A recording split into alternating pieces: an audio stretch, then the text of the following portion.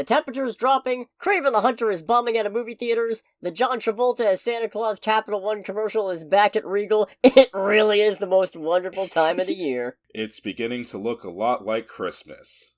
How's the hair? Frosty as ever. What a f***ing legend. I gotta bleep that. What a legend. I mean, you can if you want to. I'm probably just gonna cut it so I don't have to bleep it. I mean, that works too. But that poor man, I hope he's not known as the Frostiest ever guy for the rest of his career. I mean, that's what he is in my heart. That's what he is in my heart. And there's Same. nothing wrong with that. Right. What an absolute character study in desperate indifference. Ooh, that's a phrase. I might have to use that from now on. The tone of voice says, I don't care. The eyes say, I'm drowning in debt from acting lessons just to be in this commercial. His voice is like, I'm dead inside, but his eyes and his face are like, I am so desperate right now. Anyways, welcome down to the bridge, everybody. Welcome to Under the Bridge. I'm Cody, aka the Scarlet Troll. And I am Greg, aka Greg. And this is our podcast where we talk news of the pop culture variety. Sometimes comic news, sometimes gaming news, pretty much always movie news, and also pretty much always a movie review. So make sure to ring the like button, smash that bell, and share the video around if you're into that sort of thing because it helps us out, and we appreciate it. And God, can you imagine if I kept this energy up the whole damn time? Yeah! I mean, if you want that to happen, you should have some Gamer Subs. We are not sponsored by Gamer Subs. No, but we could be. Yeah, I mean, I had Gamer Subs for the first time today, and holy shit, does that shit work. Don't say that. They gotta pay us first. Wink, wink. We're available. If they pay us for it, at least at that point, when I say that I used their products before that they sponsored me bit, I can at least be honest when I say that. Yeah, I'll sell out for almost anything. I mean, I'll talk shit about your CEO all I want, but I'll show the hell out of your product if you pay me. You're right. We should move on. I'm exposing myself as a sellout. Mm. There's worse things to expose oneself as, though. So that it must not make R. Kelly or P. Diddy joke, or Deathstroke the Terminator, or Deathstroke the Baby Oil-nator. Anyways, I actually got some comic news this week. Oh boy. So, not that long ago, Godzilla fought the Justice League. And now, Marvel's stepping up to the bat. Because we're getting a series of one-shots in 2025 called Godzilla vs. Marvel. Calm is a construct of the mind. The automobile is the construct of fantasy. I thought the automobile was a construct of Ford. I mean that too. I'm sorry, I thought it was a construct of Ford's underpaid assembly workers. I mean that as well. And Henry Ford. I'm cutting this whole Henry bit, Ford, probably. That's the worst part. Henry...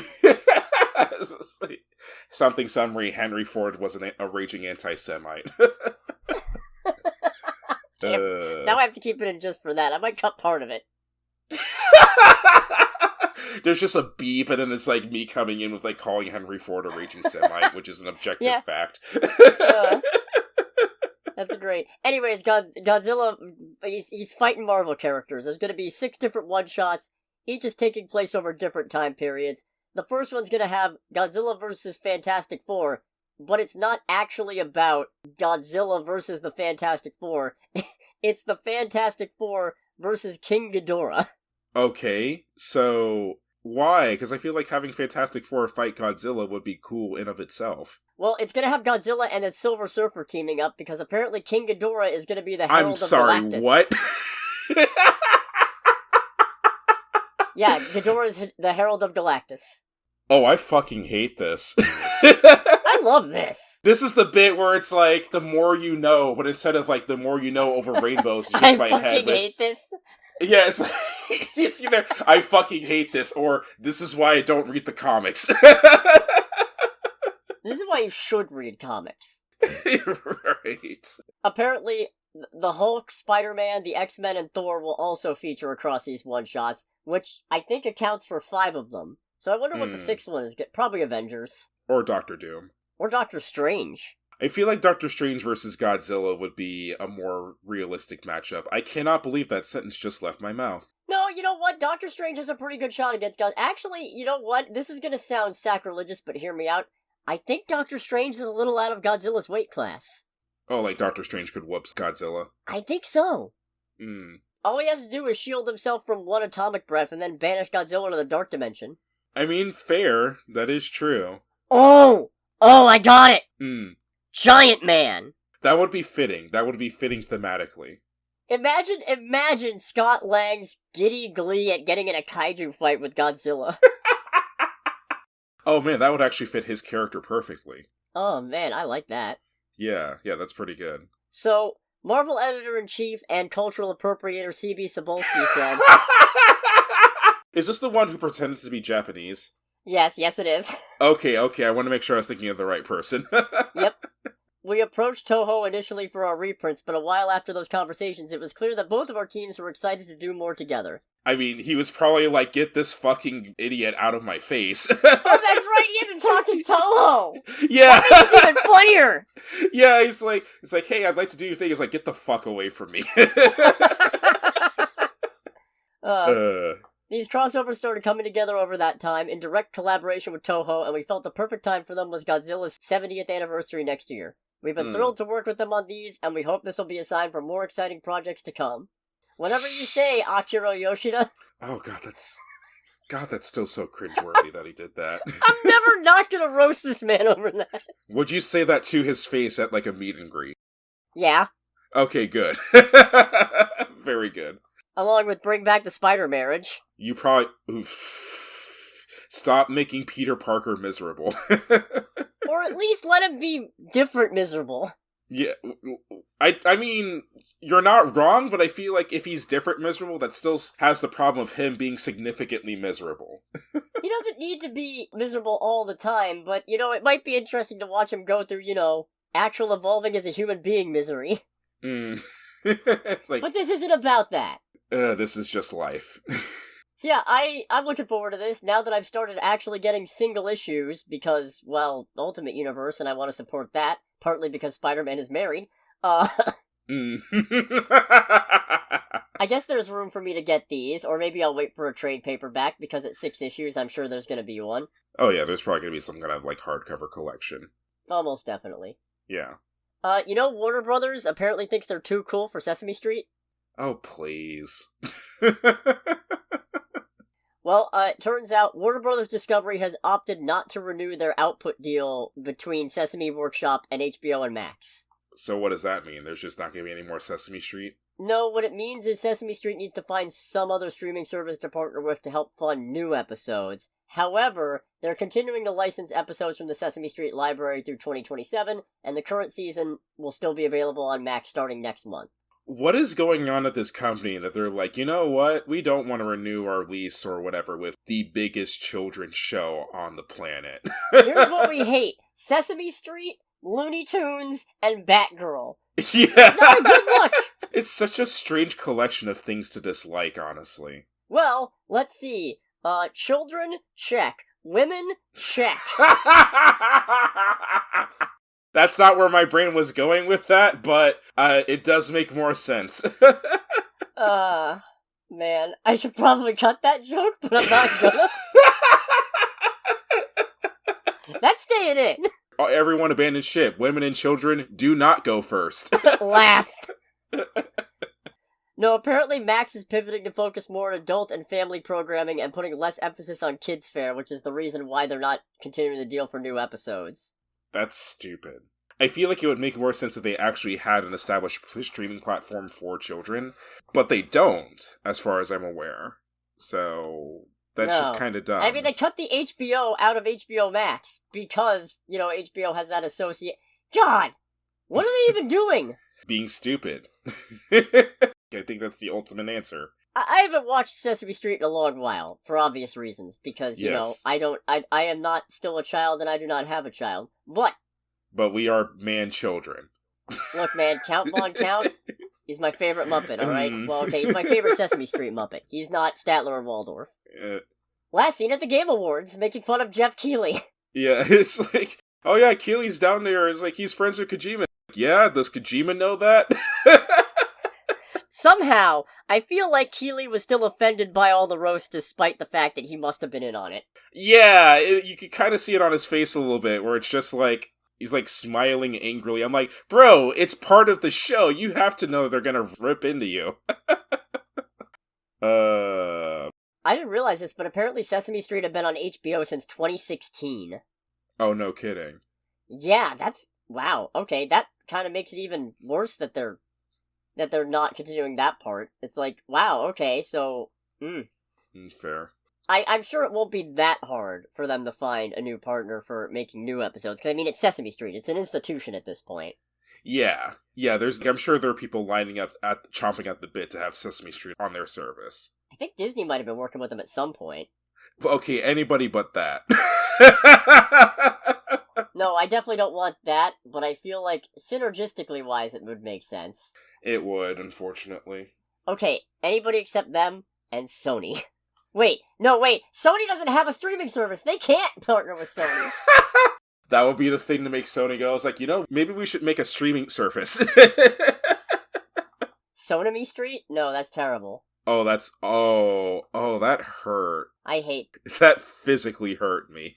And there's at least one Sony exec that would hear that and go, it's perfect. I love it! Greenlight it along with 3 more Kraven sequels! But we'll get into that. Yeah, what do you mean we? Well, I will just be the entertained party listening to it. Yeah, you distinctly chose not to see Kraven. I distinctly chose not to, despite his Rotten Tomato reviews.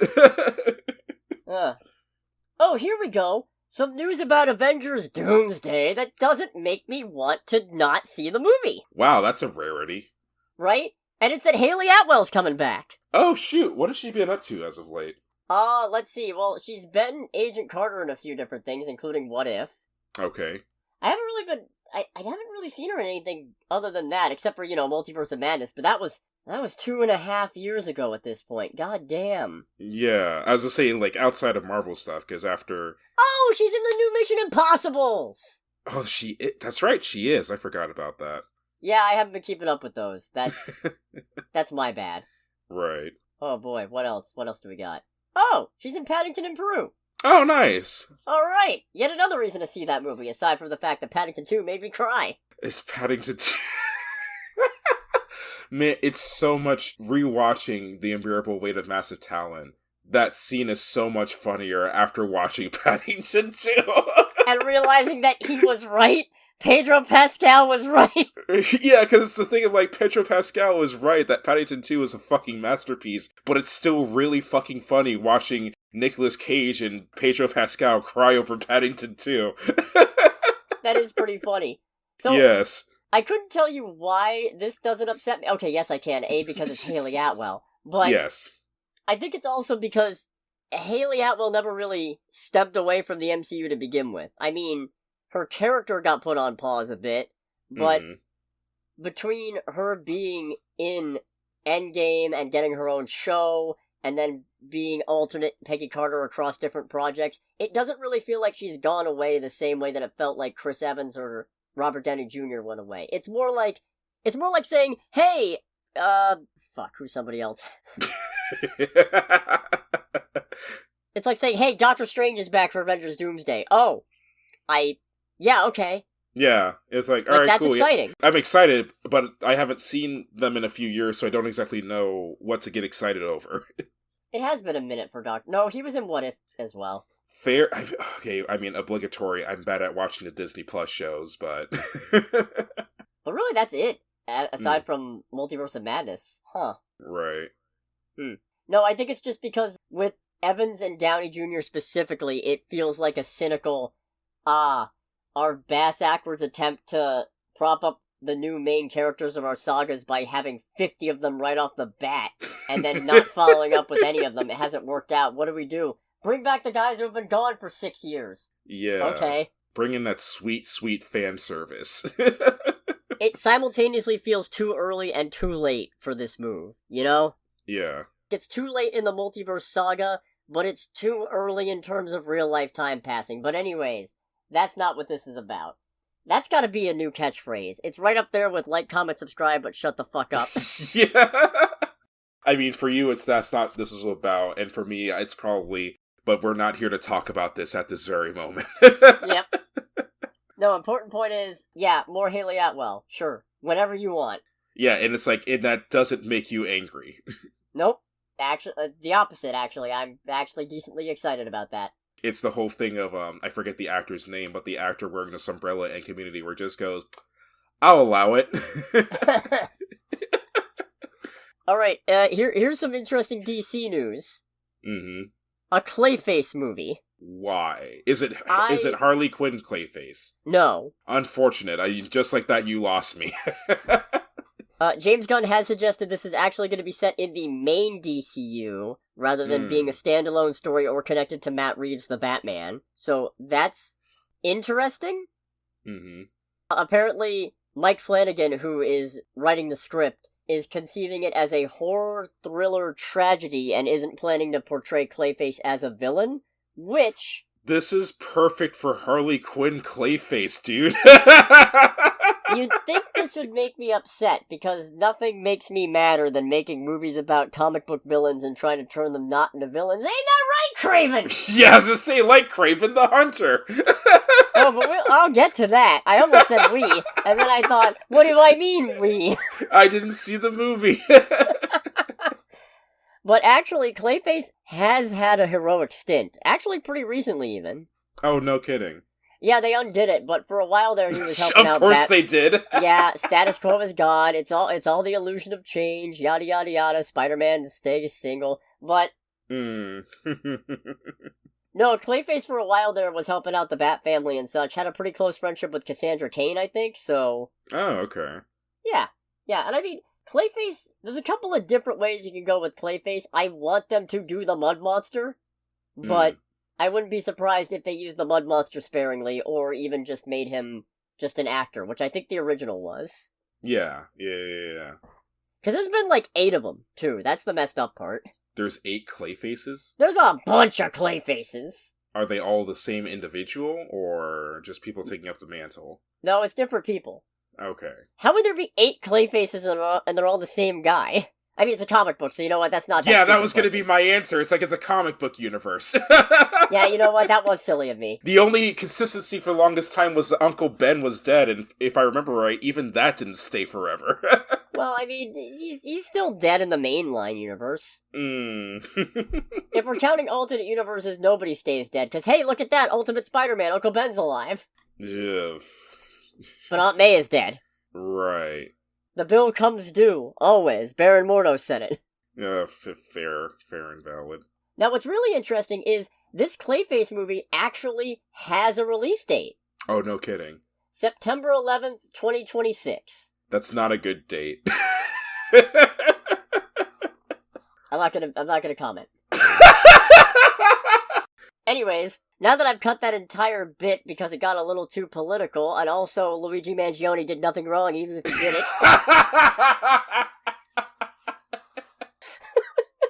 I'm keeping that one. Yeah, apropos of nothing, someone, I think it was a co-worker, they told me how a new slang that's apparently come from that is like someone getting Luigi'd, and I got very confused because I thought they were talking about the Mario character. Nice. Yeah. It's like, no, Luigi, the guy, is like, oh, you've got to be fucking kidding me. First there was Cap, and now there's this shit?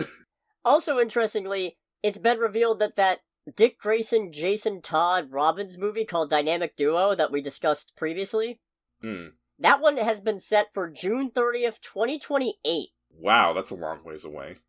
Yeah, it's interesting to look at it, because DC does have some releases on the calendar that we don't know what they are, and some that we do know. Obviously, Superman is July of next year. Right. And then in 2026, we've got an untitled movie coming out on May 29th. We've got Supergirl Woman of Tomorrow slated for June 26th. The Batman 2 set for October 2nd, 2026. God, I hope it doesn't get delayed again. Please.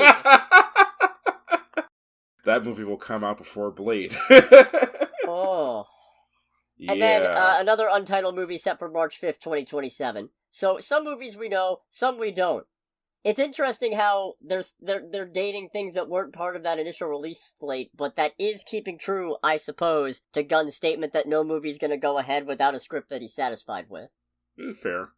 I mean, to an extent, a lot of the times you do find a movie in the process of making it, but there's nothing wrong with starting with a solid script, even if you make revisions at the end. That doesn't necessarily mean, nope, we got the script locked in, we have to do it this way.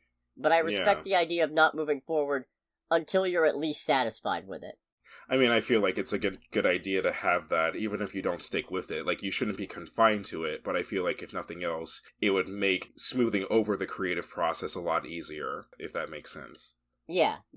Also, the Superman trailer comes out on Thursday, which means too late for this week, but I am looking forward to that next week. Oh boy. Woo! When's the Super Bowl? Oh, the Super Bowl's in February, never mind. Anyways, I think that's a good transition to trailer time. Trailer time. Let's do it. Yes. It's trailer time again. We've got movie previews to watch. It's trailer time again. We got a trailer for the much anticipated 28 Years Later, and I've never seen either of the other 28X Later movies, so... I have not seen either of them either, but I will say this movie does look distinctly unsettling. There's a real good vibe here. There is a very good constant anxiety vibe going on here. And part of it's with the... I don't even want to say music they set it to, because apparently it's a recitation of Rudyard Kipling's poem Boots. So it's not really a song, but man, the way it amps up does not help. No, it does not. Just everything about it is interesting, just seeming that it's taking place on what looks to be a man-made island separate from the mainland. Because I know nothing about these movies other than there's some kind of zombie outbreak caused by a biochemical outbreak a la Resident Evil. That's pretty much same for me. Yeah, I don't know anything beyond it, but the context clues are interesting. Just the whole thing of, first off, still having Teletubbies playing to a bunch of little kids. Yeah, that was horrifying in of itself. But seeing, like, this man-made island, the overgrowth, the fact that everyone has bows and arrows, just things like that. It's like, this is an interesting world that we have going here. And using some of that to create some unsettling things, like the idea of the zombies. The one zombie that's basically a dilapidated corpse just rising up on its own in, like, a tall field of grass. That was actually pretty scary to me. Oh, there's already been a sequel shot back to back. What's it, this? Yeah. So what is it called? 28 Decades Later? No, the second part's just called 28 Years Later Part 2, The Bone Temple. Oh, give me a fucking break. Oh, Nia DaCosta's directing that one, though. I'll allow it? Yeah. Alright. Also, pretty good cast in this, because they got Ray Fiennes, they got Aaron Taylor-Johnson, they got Jodie Comer, so I don't think she's going to be doing that bike rider's accent there, but, you know. No, I'll admit, I'm a little bit interested, despite the fact that... while I'm generally a horror fan, I'll admit, zombie movies, my eyes glaze over a little bit. Much like a zombie. Okay. It takes a really exceptional zombie movie for me to get excited about it. Because, I don't know, zombies, they feel a little played out for me. Understandable. However, Train to Busan, masterpiece. I'm assuming candidate for Cinema Synergy. What, 28, one of the 28 movies? Maybe. Yeah. Maybe. Yeah. How funny would it be if instead we just did Train to Busan?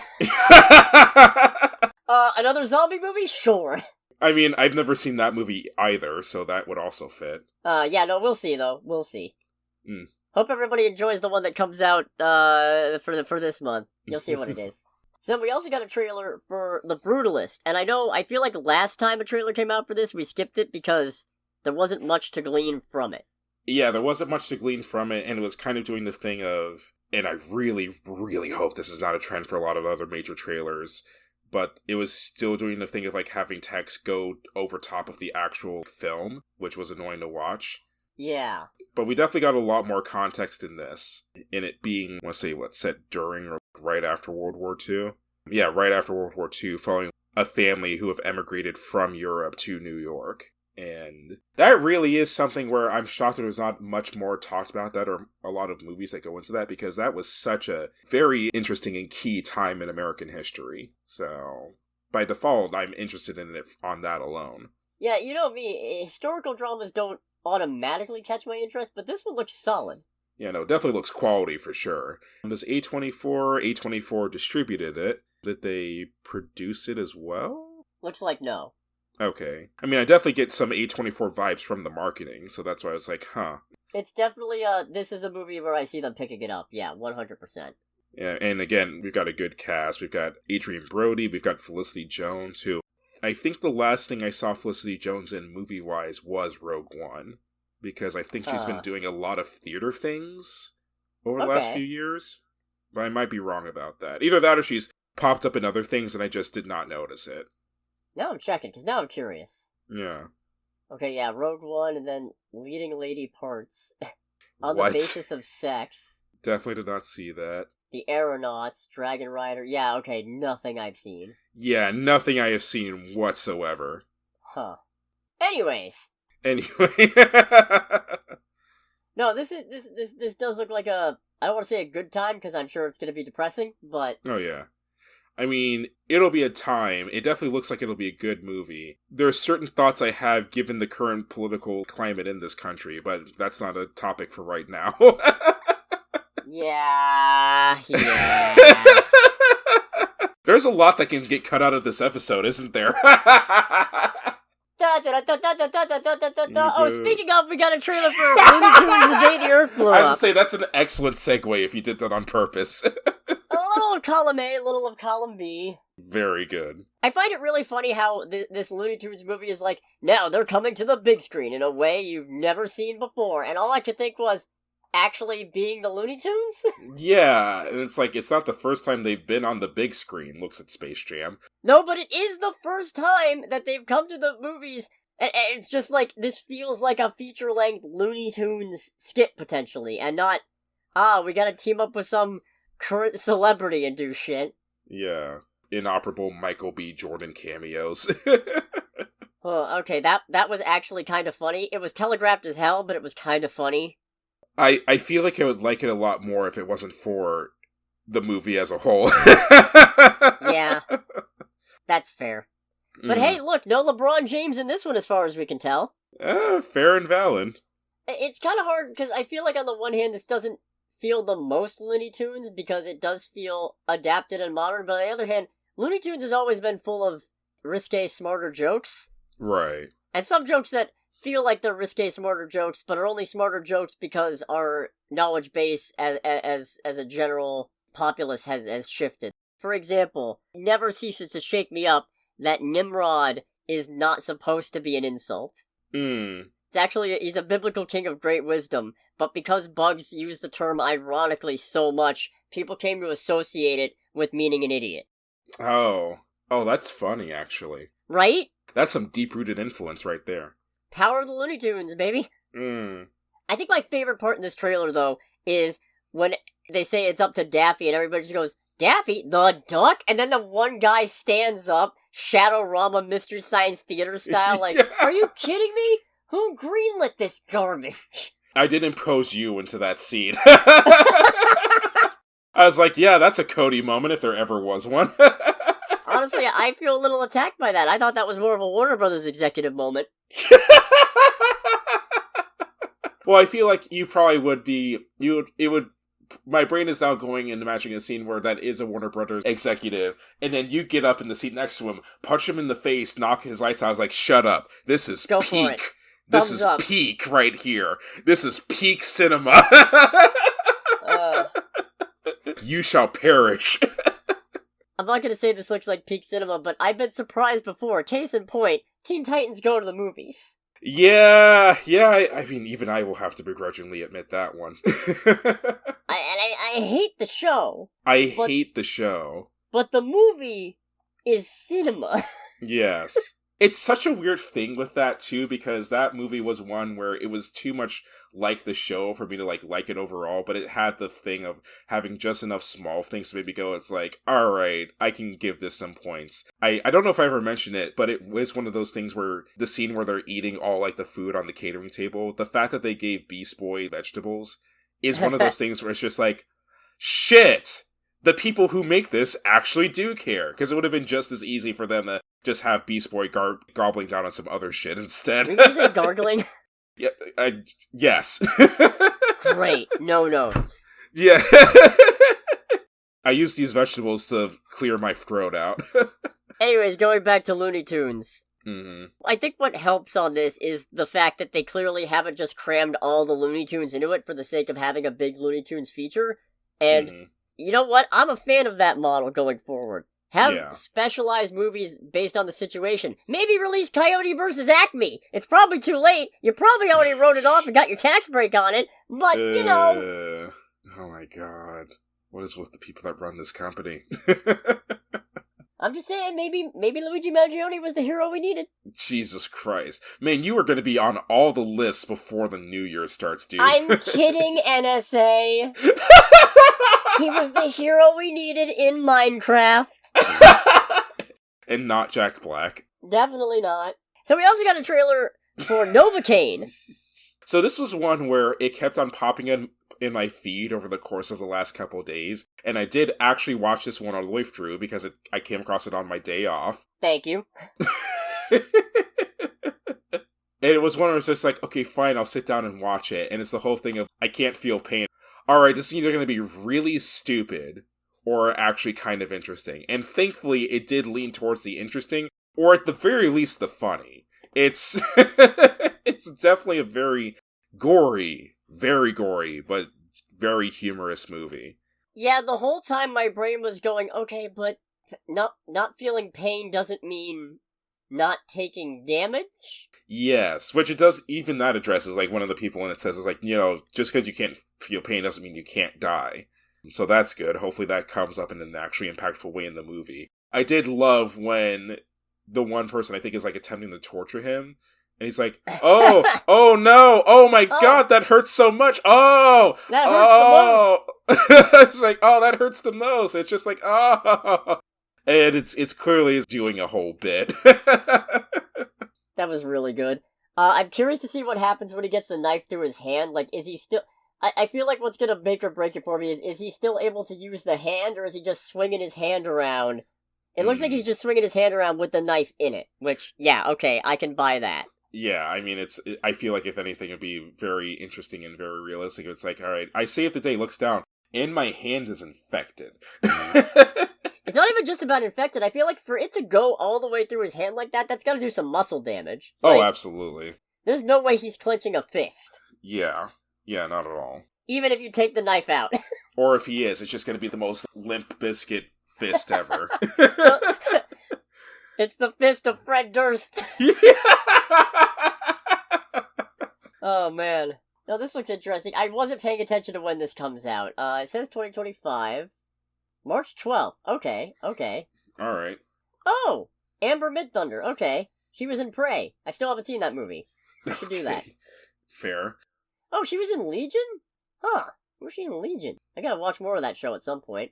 Hold on. There was also a 2001 movie called Novocaine. Is this one of those ones where it's a reimagining of an old movie? Black comedy thriller film. It was a box office bomb. Oh boy. Oh no, it's just about a dentist who kills people, I guess. Okay. No, that's totally different. Yeah.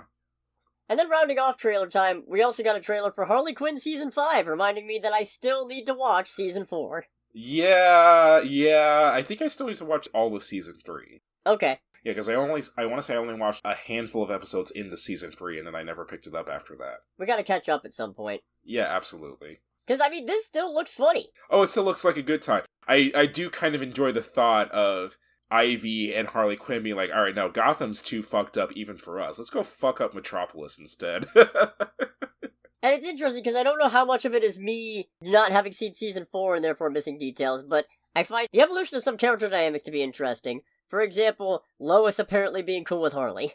Yeah, no. That's interesting. I definitely wonder what came of that. I did very much enjoy Lois punching the fuck out of whatever that was supposed to be, and then just grimacing in pain. You guys do that every day? What the hell?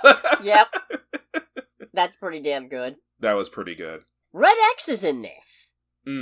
Oh yeah, he is. Yeah. I don't think I've seen you since the Teen Titans, honestly. Well, he's from that show originally. Oh, he wasn't like a comic character or anything like that? No, he was made for the show, and he only made his comics debut, I want to say, in the last 5-ish years or so. Oh, no kidding. Yeah, no, it was a whole thing. It wasn't very good. But, I like that. Brainiac is an interesting pull. Yeah, when Brainiac showed up, I was just like, alright, that's not what I had on my bingo card for this show. And I feel like him having that little creature thing on his shoulder is a nod to the unused script for Superman Lives. Oh, really? I remember they wanted to give Brainiac some kind of, like, little animal sidekick, I think. Or something about a gay R2-D2. That is not a sentence I expected to hear tonight. And they wanted Brainiac to fight polar bears or something? With gay R2-D2? Yeah, I don't... Superman Lives is a hell of a drug. It sounds like it.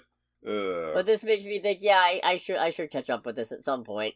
Mm. Alright, let's go to box office. Let's do the box office. I saw the highest grossing movie this weekend, domestically. Oh, that's sad. You know the even sadder part? Mm. I saw it a few weeks ago. Oh, really? It's still Moana 2, baby! Oh boy. Yeah, $26.5 million domestic weekend, $337.4 million domestic total, $717.8 million worldwide on a $150 million budget. Guys, what the hell? Oh, I don't... Ooh. Neither of those scenarios are good, are they? Right? Because it's like, on one hand, it's good to hear Kraven getting crushed by Moana. But on the other hand, it's bad to hear Moana make that much money. Crushed with a K, by the way. I'm crushing the Kraven. Ugh. Anyways, Kraven actually took third this weekend. Okay. Wait, what took second? Wicked. Okay. No, Kraven took in $11 million domestically this weekend, and in total, $26 million worldwide. Against a... $110 million budget. Why do they keep on trying? I don't know. The really interesting thing is this is the lowest start for a Sony-produced Marvel movie. Really? Madam Web did better. I say what, Madam Web and Morbius did better. Yeah, Morbius did better. That's... oof. Now, there's been some conflicting stories going around. The Wrap has been reporting that apparently Sony is ending the Sony Spider-Man Universe as we know it, and not really doing any more of these stupid spin-off movies. But somebody, I want to say Variety, has disputed that, or maybe it was Deadline. One of the trades was disputing this, going, well, you know, Sony never really went in that hard on the whole interconnected universe thing anyway. They're not really abandoning it. They had a name for it. Yeah, they had a name for it. They gave it that name. Yeah. I didn't make up Sony Spider-Man Universe. I didn't pull that shit out of a hat. So I don't know. We'll see how that goes. Getting to the Kraven of the matter is bad. I did see Kraven the Hunter, and I walked out of it not being very enthused. But I've had some more time to think about it, and I'm not saying I've come around. I have warmed up to it a little bit, I think. I'm kidding, it was pretty fucking bad. I was gonna say, oh really? I guess my joke was a little bit premature. No, it's not the worst thing they've ever done in any sense of the word. Because, just in terms of objective nuts and bolts filmmaking, I feel like Madam Web is the worst, even if it's also the most entertaining. But it's also not the worst just in terms of being a movie where nothing happens, but also has the worst post-credit scene in history, because that's Morbius. God, that was so bad. In fact, I'm going to drop a little bit of a spoiler right here. Kraven probably wins for best post-credit scene of these Sony Spider-Man movies because it doesn't have one. Good. So this is not the worst thing they have ever put out, but that does not make it good. That's not a high bar. No, I was nodding off at a couple of points, I'll be honest. There were points where I had to shake my head and keep myself awake. Oh, that's not good. How long is this movie? It's not any 2 hours and 7 minutes. And 7 minutes. I'm a little offended by that part, I'll admit. If you have the gall to make a man sit through a Kraven the Hunter movie, you could at least have the decency to keep it 1:45 or less. Or make it a movie about Enzo Ferrari, but then it would have to be 3.5 hours. And a TV movie. Good job.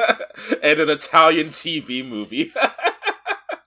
So Aaron Taylor Johnson is Sergei Kravenov, the egregiously Russian guy with an American accent. Oh, that's always fun. That's fine. You've got Russell Crowe and Alessandro Nivola doing all the Russian accent you need. Because obviously Russell Crowe is playing his dad, Nikolai Kravenov, Kraven Sr. functionally. Okay. And the guy who actually kind of acts like Kraven. So I've already forgotten half of what happens in this movie. Oh, that's very encouraging. I remember the first 8 minutes, but that's only because I've seen it twice. That's right, because they showed Man, it really is interesting. I would love to be the fly on the wall for those meetings, but it really does say a lot about the marketing for this movie over the last, like, couple weeks between, for me at least, the increases in commercials for it on YouTube, the fact that they dropped the first 8 minutes of the movie on YouTube, which I've gathered that a lot of movies do that, but I don't think I've seen it to the level of putting it everywhere that I saw with Kraven the Hunter. I'm sorry, much like Kraven itself, I zoned out while you were talking. Fair and valid. The short version is basically, it looks like Sony was kind of like, ooh, this movie's gonna fail. We need to do everything in our power to make it not fail. Let's throw more money at the problem. Well, they did have to throw some more money at the problem. It was gonna have a $90 million budget, but the strikes required doing some extra stuff.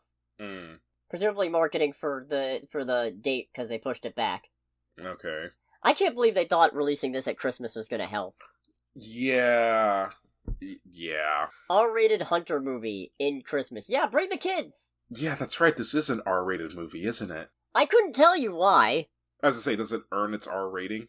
I think somebody says fuck at some point. Do they say fuck more than once? Oh, they do! They do! Okay. No, wait. Actually, no, I don't know about multiple times, but somebody definitely says fuck once. Because you know what?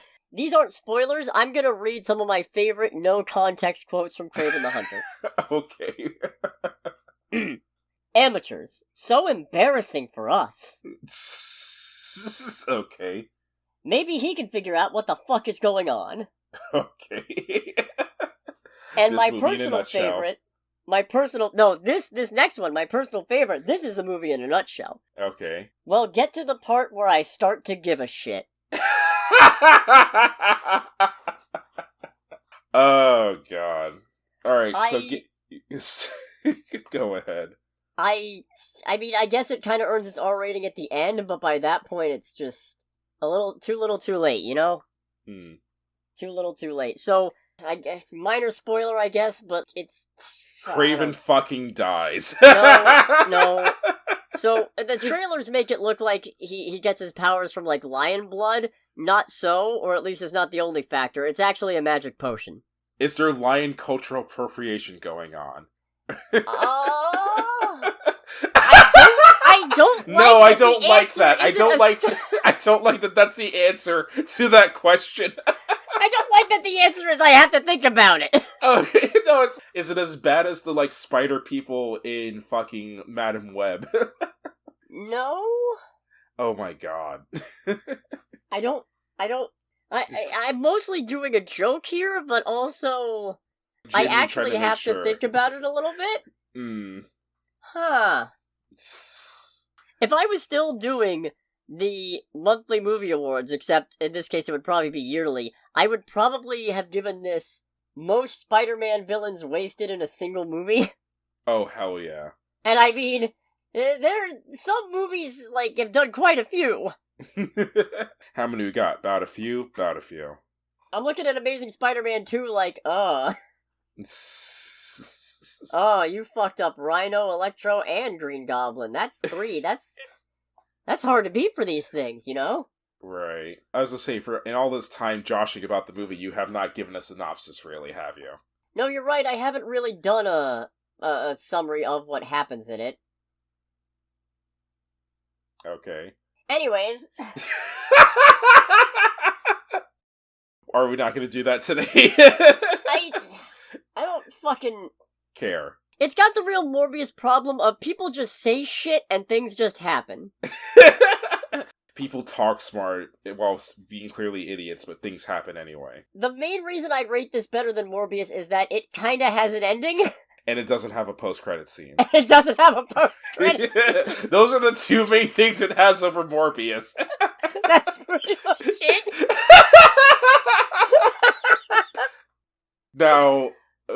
Now, this might be jumping the gun, but I have to ask, especially since I saw Morbius but didn't see this, which is the better movie? This one. Okay, genuinely. This is technically a better movie than Morbius. Okay. However, it also doesn't have Matt Smith's wacky dance, so... Have sex. That was... Oh god, that song. And it doesn't have Pretty Little Stinky Pinky, but it does have, well, get to the part where I start to give a shit. So, this is tough. Which is ranked higher on your list? They're on the same level, alright? They're on the same general level of just mediocre filmmaking. Can you... Wait, no, that's right. Morbius didn't come out this past year. Never mind. No. So... Yeah, where was I going with this? Right. Ariana DeBose is Calypso, who is a lawyer, but she starts off as... She's a little girl visiting her grandma, and her grandma gives her a magic potion, and it's like, whoever imbues this will have powers beyond imagination, which is writer speak for we don't have to explain shit about what Kraven can do. But how does this work? It just happens. Don't think too much about it. It's like, fuck you, don't think too much about it. I don't even want to know how it works, I just want to know what it does. Because it seems like he could just do fucking whatever. Right. Because he's got super strength, he's got weird animal taming powers, kind of. I don't. Sometimes he runs on all fours. I don't understand. Well, you don't need to understand. He's Kraven the Hunter, don't you know? Yeah, so he actually gets mauled by a lion, and Calypso finds him and gives him the potion. And then once he realizes he has superpowers, he runs away because his dad is an asshole, and he leaves his younger brother behind. And his younger brother, he's a sensitive soul. He's only his half-brother, different dad, so he's a bit of a black sheep in the family. Their dad cares about him, but definitely doesn't treat him like the same way as he does Aaron Taylor Johnson Kraven. Right. But this Dimitri, let me tell you, he's got a real talent for mimicry. He can masterfully copy anybody's voice. A real mockingbird, you might say. So naturally, he's the chameleon.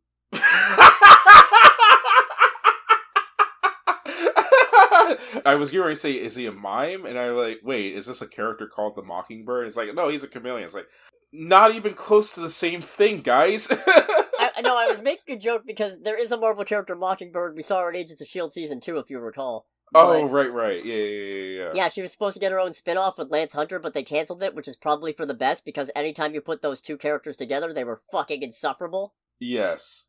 I was mostly making a joke about the whole movie. I feel like this isn't a spoiler, but I guess it might. I don't give a shit. So, if you don't want spoilers, don't listen to anything beyond this point. We're calling this the no spoilers that I care about section. Yeah.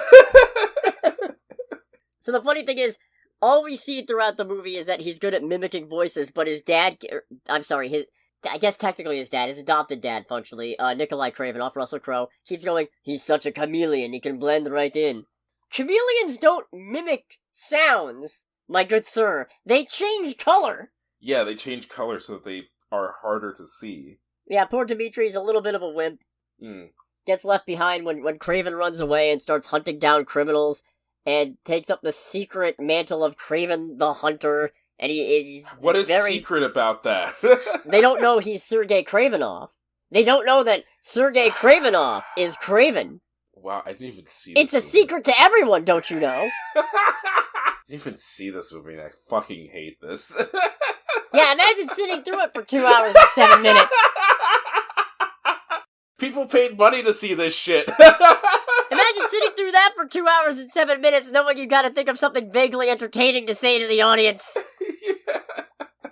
You have to imagine, because I have to do it! Is this one of those, the writers think that the audience is stupid kind of movies? I don't know that the writers think. That's mean. I'm sure they did their best. I'm sure they did their best, but it's a Kraven the Hunter movie. What the fuck can you do? Right. Because, if I can Arlo Guthrie for a moment, That's a little too aggressive to be Arlo Guthrie, but you get the idea. I get the gist. Something, Kraven's dad pisses off Alexei Sitsevich, who is the Rhino, and... Okay. Oh, really? Yeah, we saw the Rhino in the trailer. I know you watched the trailer, we talked about it. I know I watched the trailer, but I don't remember anything about it. He's the big gray blob at the end. Ah, gotcha. Yeah. Don't you want to know why they call me the Rhino? No, not particularly. Is that actually a conversation they have in the movie? No, the first part is an actual thing that he says. The no, not particularly is my addition. Oh, Jesus Christ. So, yeah, it becomes Kraven trying to keep his family, mostly his brother, safe from the Rhino's nonsense and dealing with his dad's nonsense and trying to figure out what kind of man does he want to be. Is he a hunter of evil, or is he just a hunter of whatever the greatest challenge is, except there's no actual moral challenge. Everybody keeps being like, oh, you're so bad, you're killing all these terrible guys. What a monster you are. You kill any more guys, you're gonna have to change your name to Luigi. Yep, I was thinking about it, and then you did it. Well done. Is this another cut joke? No, I'm keeping it.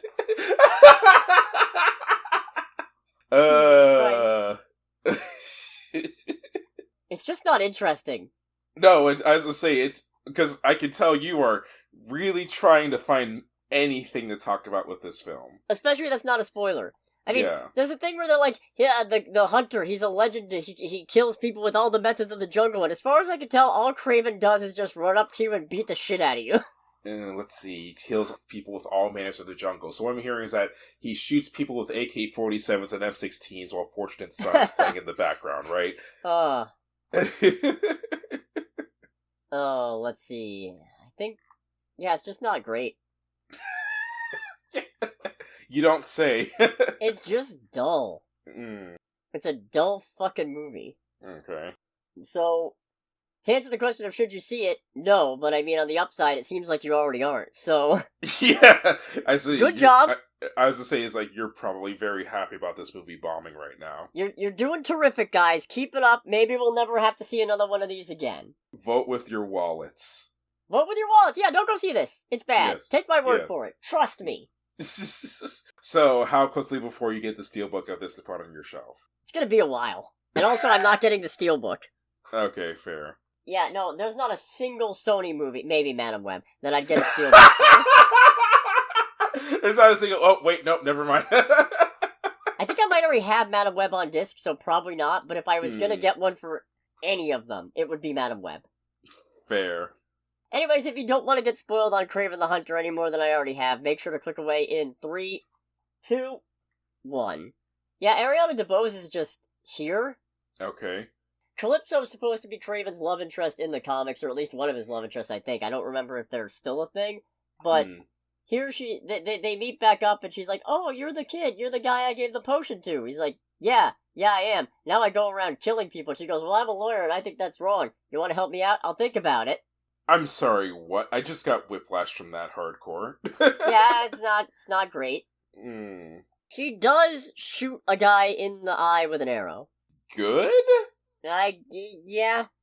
That is good, right? Yeah. I mean, like I said, there's a lot of Spider-Man villains in this. I count 5, and then technically maybe a 6th. Okay. Because there's Kraven, obviously. There's Rhino. There's Calypso. There's the Foreigner. The Foreigner? Who the fuck is the Foreigner? He's just a guy, except he has some weird hypnosis power or something. Okay, as I say, is this going to be like a stand-in for the Russian? No, he's a bit tougher than that, I think. Okay. Yeah, no, he could just, all he has to do is look in your eyes or something, and then he just can hypnotize you for 10 seconds and do whatever the fuck. Steph, look into my eyes. Until he gets shot in the eye by Calypso partway through, so that's good. Very good. Yep. No, that's pretty funny. At one point, Kraven wrestles a snow leopard for no reason. I mean, I don't know about no reason. How many times can you say in your life, I wrestled a snow leopard for shits and giggles and I didn't die from it? You know what? That's right. I've done that a few times in my life as well. As one does. Oh, right. Obviously, Dimitri ends up becoming the chameleon. And then it turns out that Rhino got his powers, and then ultimately Dimitri ends up getting his own shape-shifting powers from a Dr. Miles Warren. For those not in the know, that's the Jackal. The guy responsible for the Clone Saga. The Clone Saga? Yep. I'm not getting into it. Okay, because I say, now I have questions. It was awful. It was pretty awful. Okay. So, yeah, that's a lot of Spider-Man. On the scale of 1 to Hydra Cap, how bad was it? Oh, I think it might have done more damage to the industry than Hydra Cap. Oh, that's amazing. Hydra Cap is just one dumb story. Mm. The Clone Saga's problem is that it went for fucking years. Oh boy. Because executives were like, no, keep stretching it out. This is selling like hotcakes. I mean, I feel like... I'm sorry, it's Spider-Man wheat cakes. Okay, fair. At one point, Kraven gets injected with a toxin that's supposed to show him his worst fears. Turns out he's arachnophobic. Ha ha ha. Are you fucking serious? Yep. That is stupid as hell. Like, yes, I know it's supposed to be the whole Spider-Man stand is like why you can't stand Spider-Man and all, but give me a fucking break. The man who is one with nature and fights and befriends all animals like they're fucking Pokemon is afraid of spiders. Yeah. God all fucking mighty. Wow, I really have forgotten most of this already. How does it end? Right, despite the Rhino being mostly invulnerable, he does have a weak point. Kraven exploits it, kills him. It's the power of friendship. No, it's the... He's got a weird injection port in his side where he has to keep a tube for the chemicals that help him manage his Rhino condition. Yeah, I guess he's just naturally in Rhino form and he needs chemicals to keep it under control. Mm. I can hardly understand half of what he says, either. Oh boy. Then it turns out... Right, partway through the movie, Kraven's identity gets leaked to the Rhino because apparently it's a big secret that Sergei Kravinoff is Kraven the Hunter. Kravinoff is Kraven? Holy shit, it's in the fucking name. I'm such a moron. It's really funny because he gets the information by security footage of Kraven escaping from the prison after he killed that one guy comes up, and then on the final camera shot, it starts displaying, like, trading card stats on the side, like name, Sergei Kravinoff, family, yada yada yada, alias, Kraven the Hunter. Ah, well, if this anonymous fucking video says it, it must be true. I guess the Earth is flat after all. Oh, Jesus Christ. Never thought of that. Yeah, for good reason. You know, if it wasn't for fucking Sony's nonsense, we could have had Kraven in the original Black Panther. Oh, that would have been so good. Yep. Or at least it would have been better. Also, we could have had Kraven in Tom Holland's Spider-Man 3, but nope, multiverse instead. Which, don't get me wrong, it's a fun ride, but I feel like a Kraven movie would have been the natural progression from, oh, his identity's been leaked. Played by Jake Gyllenhaal. Jake Gyllenhaal is also Kraven the Hunter? That'd be really funny. I mean, I feel like if Jake Gyllenhaal didn't already do, who was he again? Mysterio? If he didn't already do Mysterio, I could see him being a decent Kraven the Hunter. I don't see it, but I think it'd be really funny. Mm. Right, so, turns out Kraven's dad is the one who leaked his identity. I'm sorry, heavy air quotes, leaked his identity. And he did that specifically so that Kraven would take out the Rhino, because the dad wasn't able to do it himself. Oh boy. So then, Kraven doesn't kill his dad, but he does steal all the ammo out of his guns while they're in the middle of the woods, so a bear gets him. Oh, nice. Yeah. Alright, that's pretty good. Even I have to admit, that's kinda good. That was pretty alright, except I would have just killed him. Yeah, I mean, I would have just killed him too, but having Mother Nature take over, it's like, yeah, that's fitting. That's on brand. But then Dimitri gets on his high horse and is like, oh, you're no better than him. Bull fucking shit, he's no better than... What the fuck are you on about, buddy? Yeah. I'm just saying, some people shoot innocent animals and some people shoot CEOs. There's a difference. I was going to say that if you didn't, honestly. Oh, Jesus Christ. It's gonna be real hard to figure out which of these to cut. Usually I make your life harder than editing, but I think both of us are making your life harder when it comes to editing. But we're both making me miserable in this case. So yeah, no post-credit scene. Good. Oh, right, the lion appropriation. So... Oh boy, tell me fucking more. Kraven's dad killed the lion that mauled Kraven, and mounted its head on the wall, and then before he died, I guess he had the head made into a vest, and that's where Kraven gets his famous lion eye nipple vest or whatever. So, it ends with Kraven wearing the vest, slouched over in a seat, looking at it contemplatively, like, maybe I am the same as my dad, even though I killed terrible criminals. Yeah, for real. Murder is murder. What a stupid fucking movie. This does not sound like a particularly good movie. I will be very glad to never have to think about this again. Until you put it on your shelf. Or until you want to torture us with it at movie night. Ooh, that's a good point. I'm gonna have to watch it one more time just to make y'all suffer with me. Yeah, there we go. You may have gotten out of it for the podcast. You will not get out of it in total. I already kind of made peace with it. I'm sure I'm going to see this at some point to see how fucking bad it is. Yeah, great, cool. as long as we're, yeah. I think that wraps us up. I mean, I can't think of any reason why we keep talking about this movie. No, don't bother. It's in the don't see it tier. Yeah, it's not good. Yeah. But, regardless of that, thanks for listening, everybody. Next week, we're gonna see Mufasa. I'm fucking with you. It's Sonic the Hedgehog 3. Oh god, it is Sonic 3. Right in time for Christmas. Right in time for the holidays. It's the most wonderful time of the year. Jim Carrey's pulling a double roll. Hopefully we're gonna see a small blue hedgehog whip the shit out of a grown lion. Out of a grown lion? What? Mufasa. Oh, okay. I'm sorry, with all the Kraven talk, I got confused for a second. You know what? I can see the confusion. Yeah. But regardless of what animal comes out ahead at the box office next week, this has been Under the Bridge. This has been Under the Bridge with Cody, aka the Scarlet Troll. With Greg, aka Greg. And we'll catch you all next week. Goodbye, everybody. Bye!